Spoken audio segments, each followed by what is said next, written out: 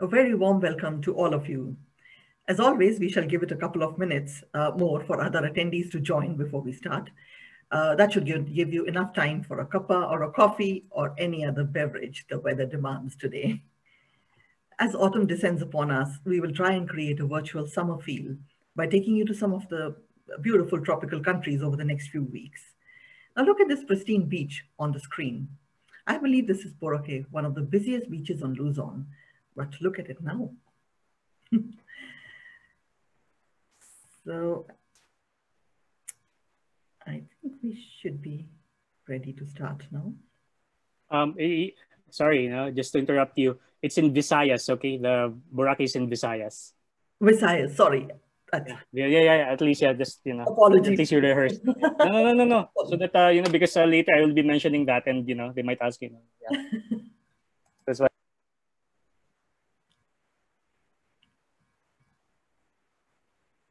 Hello and welcome once again to our series of online events. I'm Sunita, one of the travel specialists at Travel the Unknown. Thank you for joining us for today's talk. The Philippines is an incredible country, biodiverse, vibrant, and cosmopolitan. Off and on, it does get into the news for the wrong reasons, but that does not take away from it the beauty, charm, or the friendliness of its people. It's a land of many active volcanoes, crater lakes, and some of the best marine life in the world. Each of the islands offers something unique, and so to go more in depth into the wonders of the Philippines, I will shortly pass you over to our speaker. We are very pleased to have with us today Bryan Ocampo, curator of Travel the Unknown's Philippines tours and an advocate of adventure travel in the Philippines. His knowledge and experience in leading trips and exploring the country's cuisine, history, and heritage have strengthened his desire to show its best qualities and quirks to people all over the world. Even in the face of this pandemic, he believes he has the best job in the world. He loves karaoke, wine, his wife, and a good laugh. Today's event will follow the usual format with some general housekeeping rules followed by Bryan's presentation. Thereafter, I will give some background on our tours, and then we will have time for questions and answers. Please ensure that your mics remain muted and videos remain off at all times to ensure good audio and video quality of the speaker. You can send us questions through the chat box. For those using a laptop or desktop computer, you can see a chat icon at the bottom of your screen. For those using a tablet or mobile, you can have access to the chat option via the participants button. So now it's time to mute myself and hand you over to Bryan, who will take you from here. Bryan, over to you.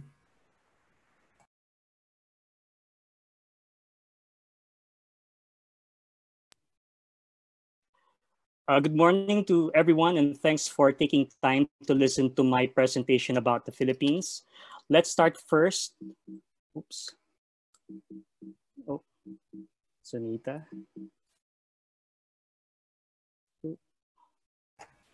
Yes, Bryan? Okay. Let's start first with our story to give you context and a better understanding about Philippine culture and history. American comedian George Carlin posed a question in one of his books. Why does Filipino start with F and Philippines start with PH? Since he's no longer around, I'll give it a go and tell you more. The Philippines is an archipelago country in Southeast Asia. We have 7,641 islands, and we're home to more than 180 languages and dialects. Our official languages are Filipino and English.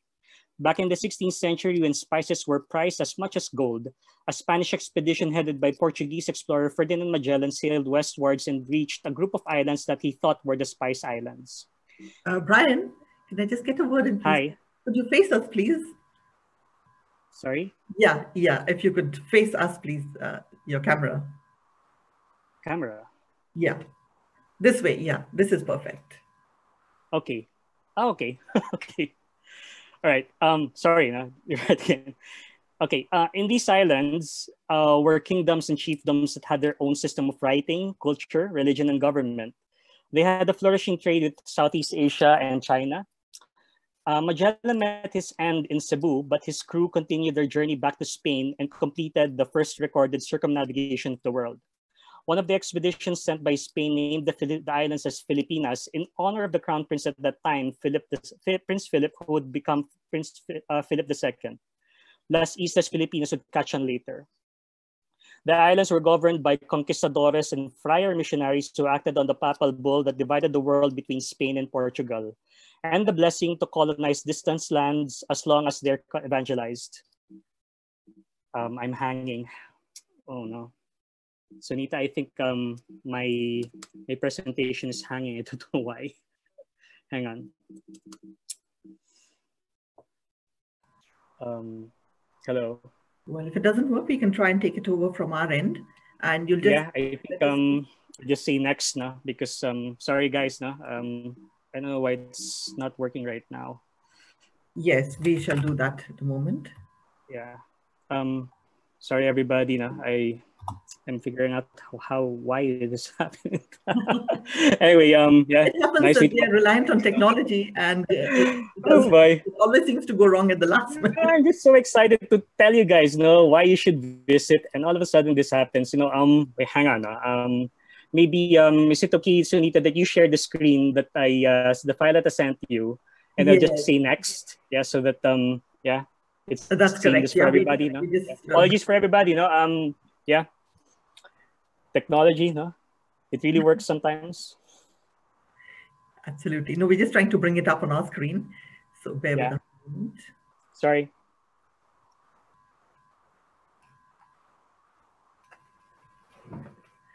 Thank you everyone for your patience. If you can just bear with us a moment, please, we'll just have the presentation up. It is a big one with some very interesting pictures, so it does take time sometimes to get it up and running, but I'm sure we'll get there soon.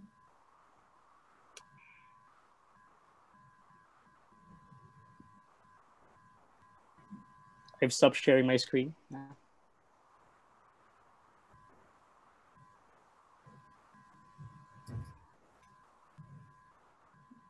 Are you able to see it, Bryan? Yeah, I'm able to see it. Yeah. Yeah. Just fast forward. Yeah. Okay. Go ahead now. Okay, that's it.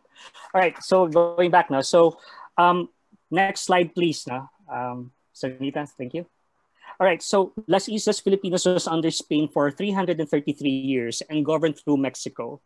Spanish wasn't taught widespread. However, with 333 years of contact, we borrowed more than 4,000 to 6,000 words. Next slide, please. So language evolves over time and meanings would change. As an example, the word seguro in Spanish means sure. In Filipino, it becomes seguro and it means maybe. The Filipino word for sure is sigurado. Okay, next slide, please. Filipinos in the 19th century went to Europe where they were exposed to liberal ideas and developed political views that were troublesome in the homeland. Through the writings of Dr. Jose Rizal and his compatriots, they exposed the abuses under the Spanish rule. Next slide, please. Rizal's two novels. Sorry, could you go to the previous one, please?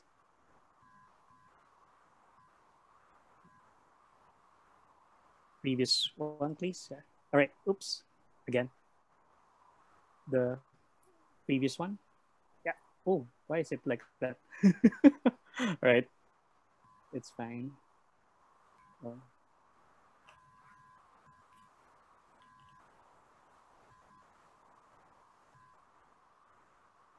All right. All right. It's okay. So Rizal's novels inspired people to revolt, and he was executed in 1896 because of that.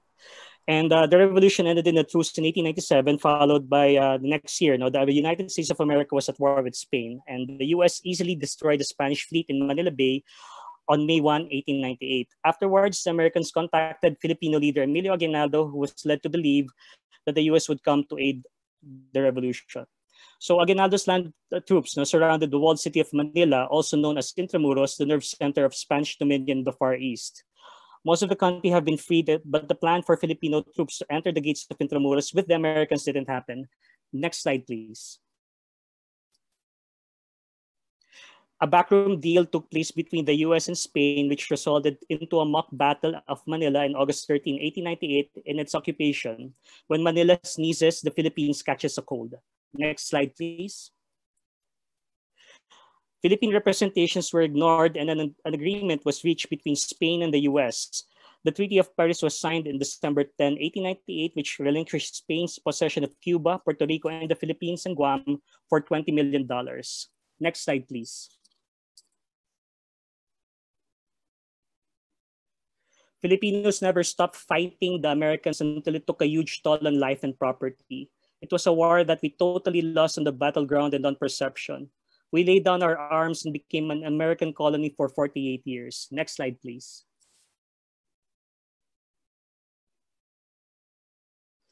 It was a new world where eager and younger Filipinos gained better access to education and a new culture. Next slide, please. That's why we speak good English. So every time that you guys meet somebody from the NHS, a nurse, from the Philippines, we speak your language, the American type though. Next slide, please.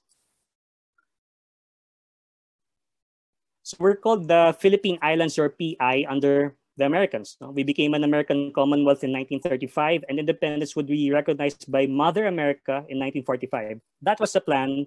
That period was called peacetime. Next slide, please.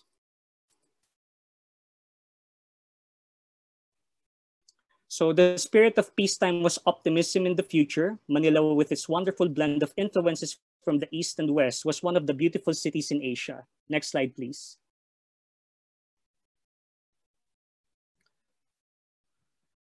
Oh, it's hanging.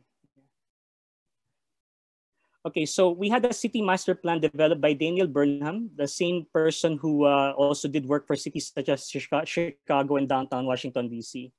The Spanish introduced electricity at the turn of the century, but it was the Americans who took where they left off. Next slide, please. So this is the Escolta, one of the premier streets during the Spanish colonial period. In a span of 30 or so years, it entered the transformation. Could you show please the next slide, please? Yeah. So the next slide is this. Okay, so do you see the church in the far end? That is called the Santa Cruz Church. So that's how much things change in the last like 30 or so years. This all happened during the American occupation. Next slide, please. So peacetime ended when the Japanese invaded the country in 1941. The war years showed the best and worst in us. There was bravery and there was betrayal and a lot of suffering and sacrifice. Next slide, please.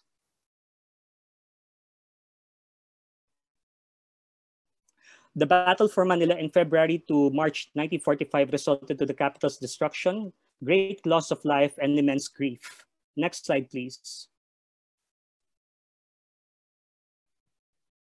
So this is what happened after the war. So Manila became the second most devastated Allied city after Warsaw. Its impact in our national psyche is still felt, and it seems like we haven't recovered from it. Next slide, please. So the post-war period was a time of re-establishment of the old order, collaboration issues, the communist insurgency, one-sided trade agreements with the US, and the installation of its military bases, navigation through the Cold War, and attempts to make democracy work for a young nation. Next slide, please. Ferdinand Marcos became president in 1965. One of his secret weapons in his landslide victory was his wife, Imelda. The military bases were used as a bargaining chip to secure more dollars, which his regime saw as rent, but which the US saw as aid. Next slide, please. Marcos declared martial law in 1972 to save the country from communism and establish a new society. Anyone suspected of subversion by his regime were arrested. Next slide, please. The first years of martial rule saw the surge of growth. While great wealth was created, it didn't trickle down to the masses. The Marcos couple opened Swiss bank accounts for their plunder. It's estimated that around 5 to 10 billion US dollars were stolen from the treasury. Next slide, please. Under martial law, Marcos had control over the military and crony capitalism prevailed. Next slide, please.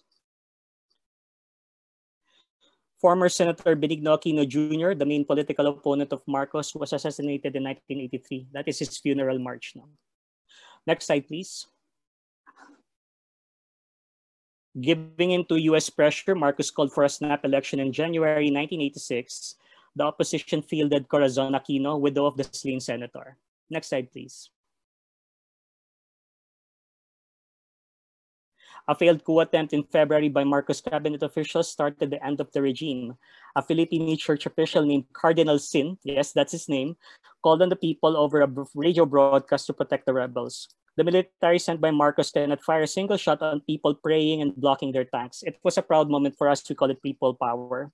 With US assistance, Marcos and his family, his cronies, and the loot that they can carry were dashed out of the country. Next slide, please.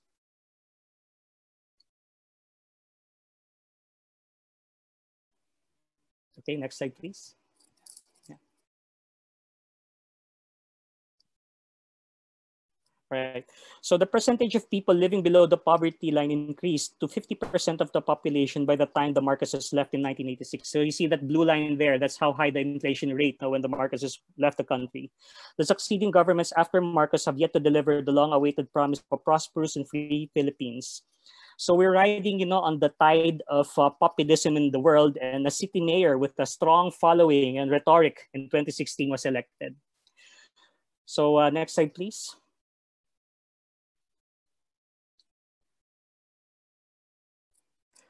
It remains to be seen if we have learned our lessons and take responsibility for our actions, especially in a time of fake news and this pandemic. While the world is polarized with politics and a lot of issues, there will always be people like me who will still say, next slide, please.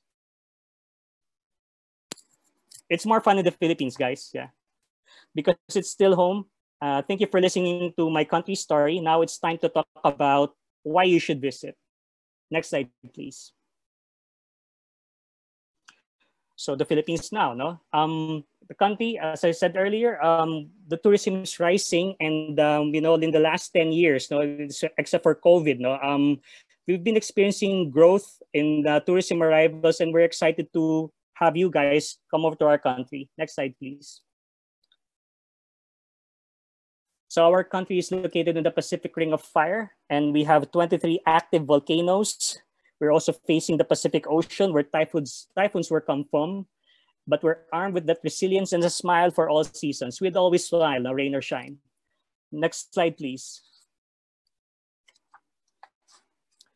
So I'm showing you, like the things that because some of these photos are from the trips that I've taken. No? So the waterfalls to the upper left side, you'd find that in Banawe. It's really nice. It's very fresh water. When you say fresh, it's really cold. And you get like also the lower left side, you would find this image of the Chocolate Hills. Now it has like in the island of Cebu, it has 1,700 of these. No? And on the right side, this is a photo that was taken this year of the eruption of Taal volcano in January. A lot of things happening in 2020. Yeah? Okay, next slide, please. Okay. So I'm showing you a photo. This is a photo that I took with Travel the Unknown passengers, because this is a volcano called Bulusan in Bicol. And when we left 2 days later, it erupted. So yeah, it's really nice. Okay, next slide, please. So, our seas is very vast. We have one of the longest coastlines in the world, 2.2 square kilometers of water that has like diverse marine life, 500 species of coral, 2,400 marine fish species. Now, so when it comes to biodiversity, you would count on the Philippines as one of those countries listed. We're one of the 17 countries listed. Okay, next slide, please. So just showing you one of our islands. This is in El Nido in Palawan, one of the islands in the Philippines. And I'm showing you the type of boat that we would use. It's an outrigger boat. It's noisy and everything, but it can sail through anything. No, tumultuous waters, it can handle it. Next slide, please. So the people, no? So yeah. Filipinos, you've met them, the NHS, you've seen lots of nurses. We are your nurses, your waiters, your engineers, your entertainers, and we are Filipinos. So, and the slang for that is Pinoy. And the language that we speak, earlier it's like 180 languages. Filipino is the official language, and we love to connect to people. It's unthinkable to be alone. We eat together, we sleep together, we do things together. We like to connect to you, to the world, to God, to nature. So we're really, inherently friendly. Too friendly sometimes. Next slide, please. All right, so religions in the Philippines. So 92% of Filipinos are Christian, and more than 5% are Muslim, and more than 2% are practice their indigenous religion. Next slide, please. So if I were to choose a photo to describe Filipinos, this is the photo that describes us, and the next slide, please, would tell you more. Filipinos have lived 400 years in a convent and 50 years in Hollywood. That's a good way to sum it up. But there's also another one that it's a good take on it. Next slide, please. Filipinos, it has been said, are Malay in family, Spanish in love, Chinese in business, and American in ambition. So because of all of these layers of influences, you got that, Filipinos. Next slide, please.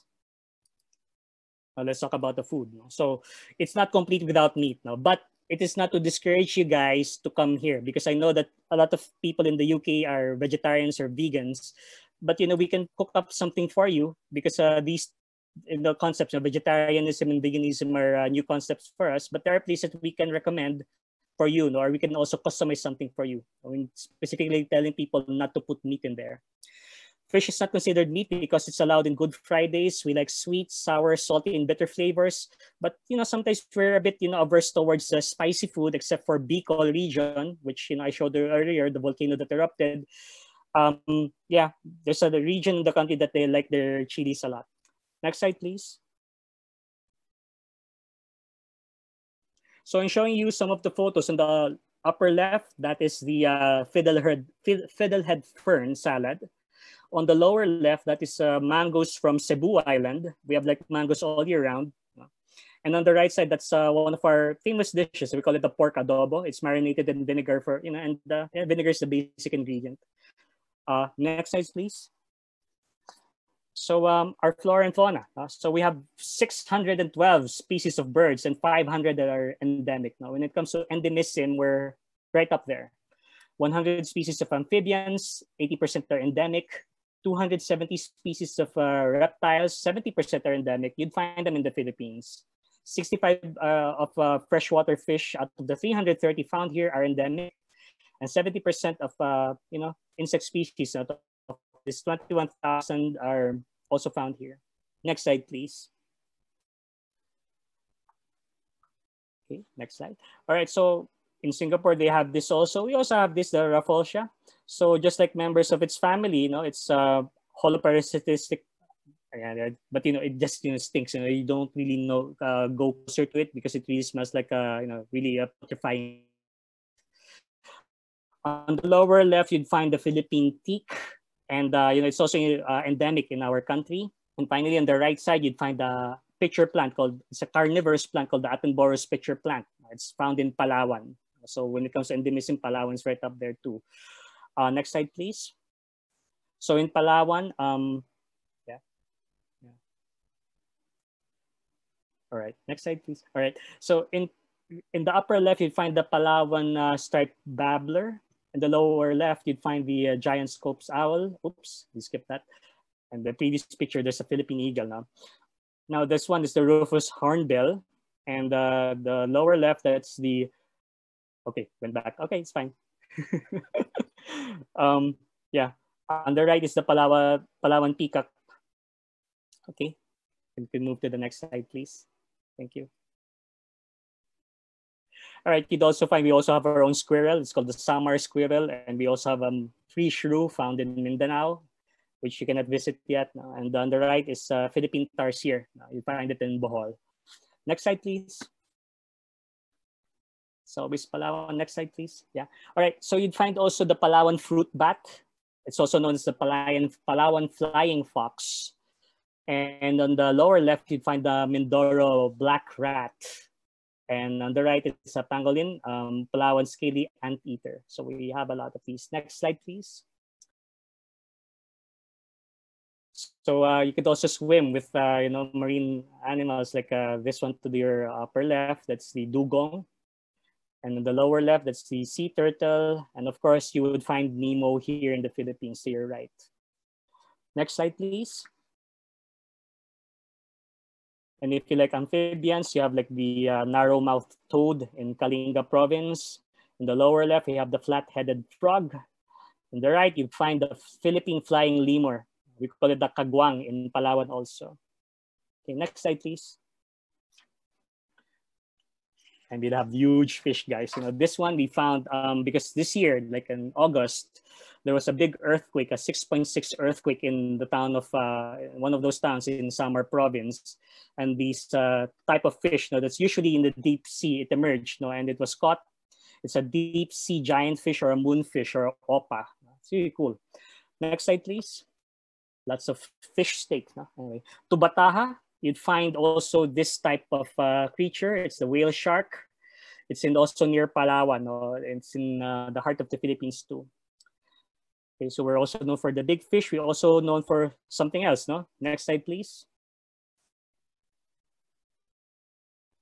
We also have a big crocodile, guys. This was captured in 2011 and in the marshlands in Mindanao, and it's measured 21 feet long. It's recorded in the Guinness Book of World Records as having like the longest. This is a picture of how many people would have to hold down the crocodile, but unfortunately, this crocodile died of stress. It's under taxidermy now. You'd find Lolong, that's his name. It's now in an exhibit in the National Museum. Yeah, it's taxidermied already, so it's already there. Still scary. All right, next slide, please. So I'm showing you the map of the country because I've been describing, names and the places and all. But just to give you, a better understanding of how things work, the country is divided into 3 basic island groups. You have Luzon, Visayas, and Mindanao. Luzon is the big island where you find the rice terraces, volcanoes, rice fields, surf spots. And if you want really loud, busy, karaoke, everything, the noise, you'd find it in Manila and everywhere else, but it's in Manila, it's in the center. Okay, next slide, please. Now, one that is highlighted is actually Visayas. It's a cluster of islands where you find those beautiful beaches and rich marine life. So when it comes to island time, this is where you'd find island time, in the middle part. Next slide, please. The second biggest island is Mindanao, and it is not yet ready for you guys to visit, but someday, I'll be telling you should visit because I've been there many times already. It's beautiful. It will open soon, soon I hope, inshallah, I hope it will open. So next slide, please. So I'm showing you the dots. The red dot is all year round, yellow, February to September, but for the most part, like from November to June, that's the time that you can visit. But for me, like I've been like traveling, I would recommend probably if you want to avoid like rain and everything, probably February to May or June might be a good time to visit now. Because sometimes you have like bizarre encounters of like typhoon coming in March, but it just happens because we're in the tropics. Next slide, please. So flying around, so we have like main international airports. As I said earlier, we're being compared with other Southeast Asian countries, and it's kind of unfortunate because Southeast Asia is very big, and we're island Southeast Asia. So you need to really fly around. In places like Thailand, they're like neighboring countries like Vietnam and Laos. You can go around. It's easier. Here, you really need to fly. That's why sometimes the cost would go up because of the transportation. You need to move around. You need to fly around. Okay, next slide, please. So Manila, the capital, seat of everything, entertainment. If you're looking for shopping, karaoke, the noise and everything, it's still home. This is where I am from, Manila. It's a melting pot of East, West, and local, nightlife, good restaurants, urban adventure. We can also do cooking lessons here. You'd find it in Manila. Okay, next slide, please. So I'm showing you the map. And I've put a blue box there just to zoom in, just for you to understand Manila, which is there. It's facing a bay. And in the upper part are some places, the upper provinces near Manila and the lower provinces near Manila. Now, could you go to the next slide, please? So in the in Manila, you'd find the old and the new. No? As I mentioned earlier, like Intramuros was destroyed in 1945, but it was rebuilt. But it's not like, it's old glory, but it is still, significant to us. So, if it's about history, we still go there. No? The lower left picture, that's a picture of Makati, the central business district. And it's also good for like pub crawls and everything. So yeah, that's what you can do in Metro Manila or Manila. Next slide, please. Okay, good. So in Manila, you could also do like bamboo bicycling around, the walled city. And in the lower left, you'd find an image of people working in a restaurant, because the founder of that restaurant is called Toyo Eatery. That guy used to work in, I think, a popular restaurant in the UK called Fat Duck. No? So he went back to the country and opened his own restaurant and, probably applied what he learned, in his experience working in that kitchen in Fat Duck. In the right side, you'd find, like one of the bars that, we take people. Yeah, good place for good drinks and everything, enjoying the time. Okay, next slide, please. So also in the upper left image, you'd find also places where you could just, go to the lake and just relax and enjoy the breeze. On the lower left, you'd find also boats that can take you to the volcano island for a trek. But, this year we will be not offering it because the volcano erupted this year. So it's not yet safe. On the right side, you'd find one of the majestic waterfalls that we have also in the southern part of southern province of Manila. You'd find also the Pagsanhan Falls. Next slide, please.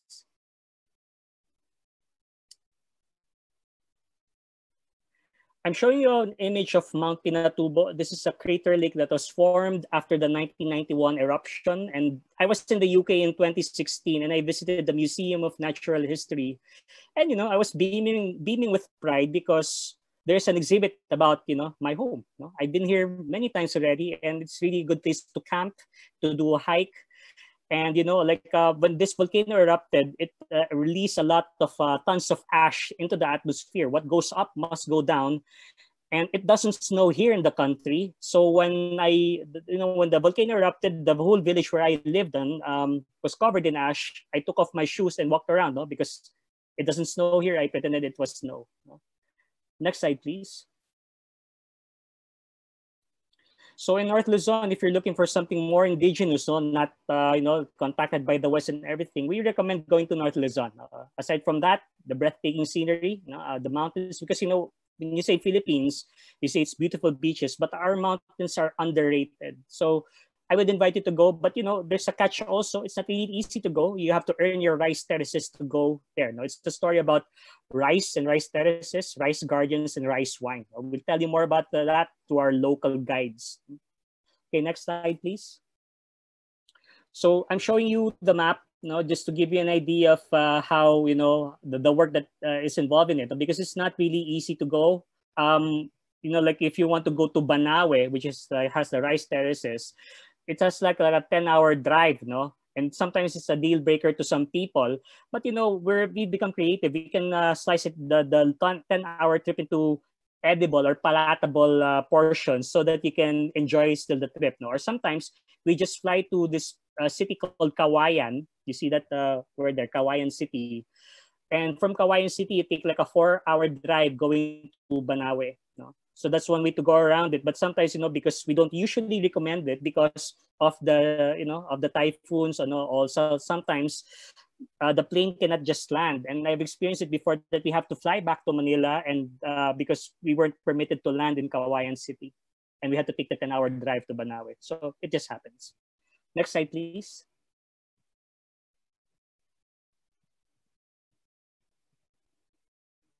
Okay, so every year there's like a festival in Banawe, and the upper image, upper left, you'd find, oops, okay, move. All right, yeah.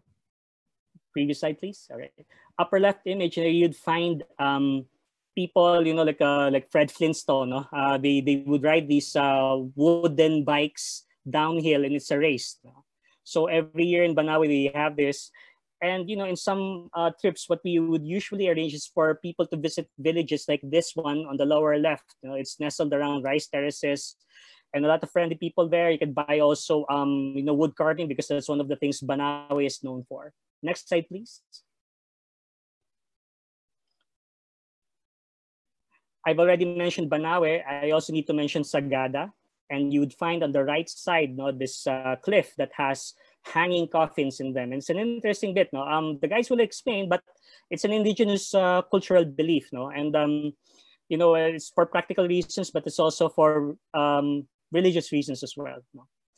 And of course, you see lots of rice and do some hiking also. But, we can develop different kinds of hike depending on your level of fitness. So no problem, for beginner, intermediate, or, a little bit of advanced, we have those things that we can offer to you as well.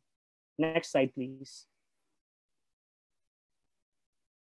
All right, so aside from Sagada, in northern Luzon, you'd find also Vigan, one of the World Heritage towns in the Philippines. And it's a nicely preserved Spanish colonial town. And what we usually do is arrange a horse-drawn carriage tour around the town and also going out of the town to give you a glimpse of life in the countryside. On the lower left, you'd find also the way we produce salt in these regions because, Ilocos, the province, is facing the west coast, the West Philippine Sea. On the right side, you'd find also a natural rock formation. We call it Kapurpurawan, or, Kapurpurawan means like white rock. Next slide, please. So, guys, this is what I'm telling you. This is one of the things that we'd like you to see. If you do come to the Philippines, the stairways to heaven. We have many rice terraces, but this is the postcard picture. We call it Batad rice terraces, and it's shaped like an amphitheater. And from different angles, the secret to enjoying the the rice terraces is really from different angles and also which time of day. So this is a good time to also around around April, May, and June would be the time that the terraces would be like green. And sometimes it will become golden brown when it's ready for harvesting. Now, so this is Bicol. It's a newcomer in the tourism scene, but we're putting this here because we believe in its potential. It's still less touristy, and its natural beauty and cuisine is something that this place has its strong points, which is this one. Next slide, please. So I'm showing you the map. It's located in the southeastern side of Manila, and you'd find it's a really vast area, and you can fly there, and you'd find also different places in Bicol that we would recommend, like for example, in Sorsogon and Albay. Next slide, please. You'd find the perfect shaped volcano. Now, once you land in Legazpi Airport, you'd find it right away. This volcano called Mayon volcano. In the lower left, we have cooking lesson using coconuts and chilies. This is part of our program for Travel the Unknown. Next slide, please. And also, like if you have time and if you're adventurous enough, we'd like you to swim with the whale sharks. Don't worry, there's like a marine police to make sure that you keep distance. But these animals, are very gentle creatures. Next slide, please. So the Visayas, I'm just highlighting, but Visayas has many islands and everything, but the main ones that we'd like to highlight would be Cebu, Bohol, Siquijor, and Negros. Negros is not racist, it's an island. And Boracay, because Boracay is really popular. It's one of the top beaches and the top islands in the world. And Cebu and Bohol are steeped in history. If you like like festivals and everything, you'd find it in Cebu. It's very laid back. So Cebu, Bohol, Negros, and Iloilo. Iloilo is in the upper left side. That's where Iloilo City is. Again, what we would usually do is create like an itinerary here. You can ride ferry, and the ferry system it is reliable and it is safe. And like it is our responsibility to tell you if it's overloading. Of course, we would avoid that. But we work with like companies that do these things. Like it's more safe. We do this.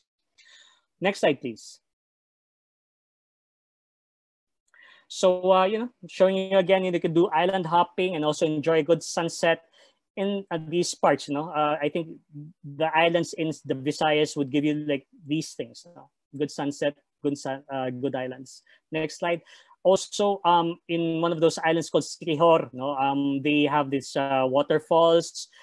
turquoise water. It's not really cold. It's really nice for swimming. In the lower left image, you'd find a local shaman. No? We still practice also these kinds of beliefs, the local remedy, local cure, because there are no hospitals there.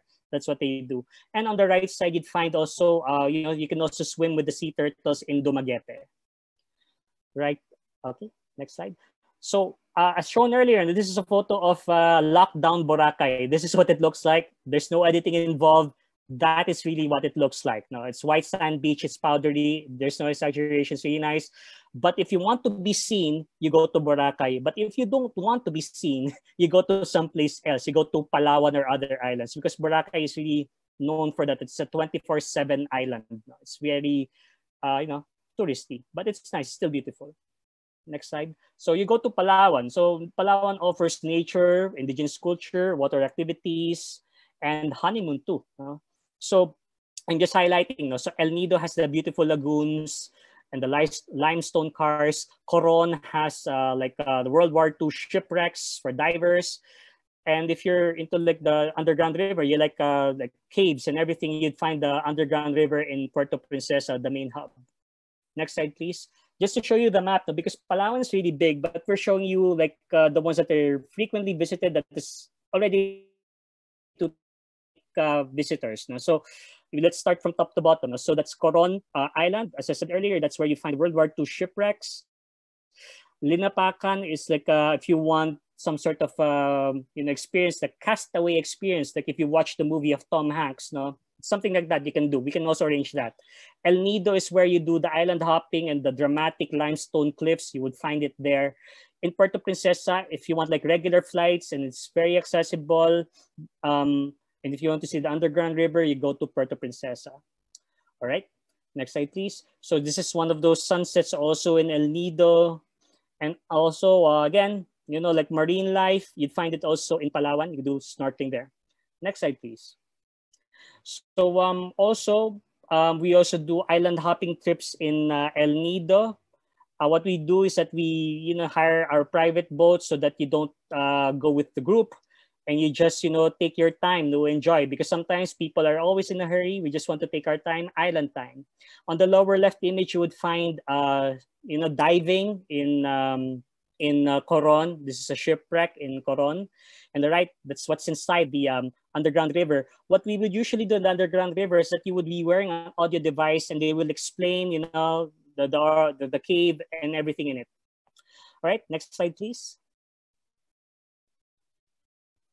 So this is one of those, shots that, like I took, because this is one of the islands in El Nido. And on a really good day, it's like this, very peaceful, very calm, and less noisy. And yeah, it's really good for just for you to relax, and take your time off, thinking of other things. So yeah, next slide. So just a summary, for everybody's information. Manila's whole year round. If you're into culture, history, cuisine, nightlife, you find it in Manila. For North Luzon, if you like hiking, history, culture, November to June is the best time to come. Diving, snorkeling, island hopping, Bicol, Boracay also, Cebu also, but it's all year round, same as Bohol. Dumaguete and Siquijor, November to June. Puerto Princesa, Palawan, El Nido, all of them, November to June. So yeah, next slide, please. So yeah, I'm here to take your questions. Sorry earlier about the glitch. We try to do our best to make it really, seamless. But yeah, it just happens. But I hope that you're able to, get everything in the span of like 15 or 20 minutes of me talking. But it's your turn now to ask questions, and I'd be happy to answer them now. Thank you, Bryan. I'll just take over from here. I'll just bring my screen up, and we will then go on to the question answer round after that.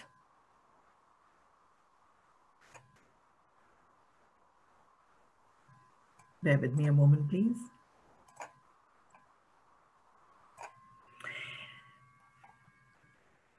Thank you once again, Bryan, and thank you everyone for your patience through our little technical glitch. These are things that are likely to happen when we are reliant on technology. but nevertheless, we got there. With over 7,000 islands, the Philippines offers numerous possibilities to everyone. As of now, we offer only private tours in the Philippines, and all trips can be customized according to your specific interests. So I'll just list out a few, very few of those, which we offer as private tours. We have the hidden treasures of Luzon, which generally covers the major part of Philippines, which is because Luzon Island, Luzon has a lot of islands around it and a lot to do there. You go onto the hill tribes, you visit the volcanoes, and you visit the different islands. Then we have one which is specifically for visiting the different islands. And you can visit things like the natural wonders, chocolate hills, you can visit the wildlife, volcanoes, and enjoy beaches on the different islands. We have the Festival of the Hill Tribes trip, which is mainly the Imbaya Festival, which is celebrated by the Ifugao tribes in the spectacular setting of the rice fields. It takes place during April and it's a 4-day festival, so that would be the best time to visit. But of course, I mean, if you want to visit the hill tribes anytime throughout the year from November to June, which is actually the ideal time, this itinerary can be put together, but minus the festival. Some useful information regarding the Philippines. They are 8 hours ahead of GMT. Philippine Airlines fly direct from UK, many of the European countries, Australia, and Western US. Many nationalities, including UK passport holders, do not require a visa to visit the Philippines for about 30 days. Their currency is the peso, but because ATMs are not reliable in the remote areas, we do recommend you carry currency in USD or sterling, and they can be changed anywhere. Typically, the best time to travel is November to June, though it's an all-year destination, as Bryan did mention, but it does vary, and monsoon season may not be the ideal time because it's the time for storms and typhoons. Regarding any vaccinations and medication, we do recommend speaking to your GP or the local travel clinic for the latest requirements. They keep changing from time to time. So now it's time for some questions, and I will unmute Bryan so that he can join us, and let's have your questions, please. We had some. Bryan, what kind of accommodation typically would you use in different places?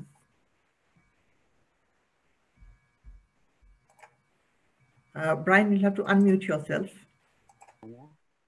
Hi. You'll have to repeat yourself because you were muted. So. Yeah, sorry.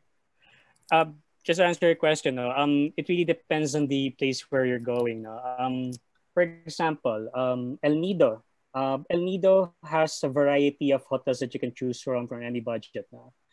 From like basic to really like, for honeymooners, you'd find it in El Nido. But for example, if you go to the mountains like North Luzon, if specifically, like the hill tribes and everything, we try to accommodate by, going to any hotel that they has. For example, Banawe, which has the rice terraces, has the Banawe Hotel.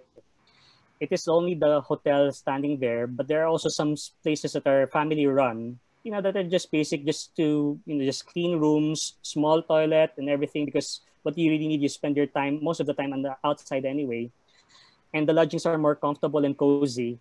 But Banawe has a hotel, but it's a government-run hotel. I wouldn't, it's the one that is only there, but it still does a job. Other places in the country, like they've started to open also small boutique inns, and also there are also hotel resort chains. But with us, with working, like Travel and the Unknown and us, we're working together. We're working together to offer you like the best options that you can choose from. Now we will tell you more about it because, for example, in Sagada, there's a place there that has like it's a small lodging area, yes, but the father Philippine photography, he took photos of people in the 1950s, and all of his works are exhibited in that place. So, you get like bang for buck there, and it's very personalized, it's very intimate, it's run by the family, and you get to know the people living there.